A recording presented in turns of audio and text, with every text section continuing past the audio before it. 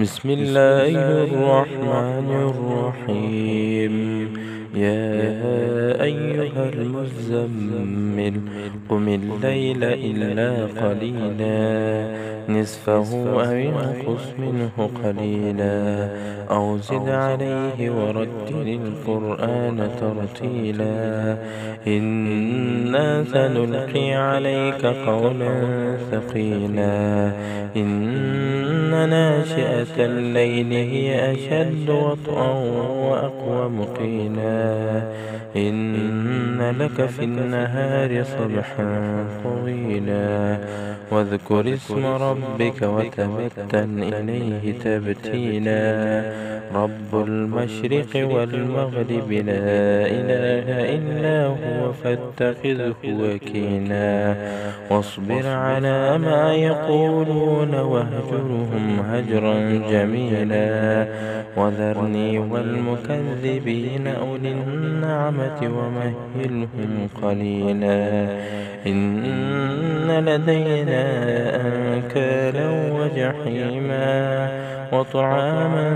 ذا غصة وعذابا أليما يوم ترجف الأرض والجبال وكانت الجبال كثيبا مهيلا إنا أرسلنا إليكم رسولا شاهدا عليكم كما أرسلنا إلى فرعون رسولا فعصى فرعون الرسول فأخذناه أخذا وبيلا فكيف تتقون إن كفرتم يوما يجعل الولدان شيبا السماء منفطر به كان وعده مفعولا إن هذه تذكرة فمن شاء اتخذ إلى ربه سبيلا إن ربك يعلم أنك تقوم أدنى من ثلثي الليل ونصفه وثلثه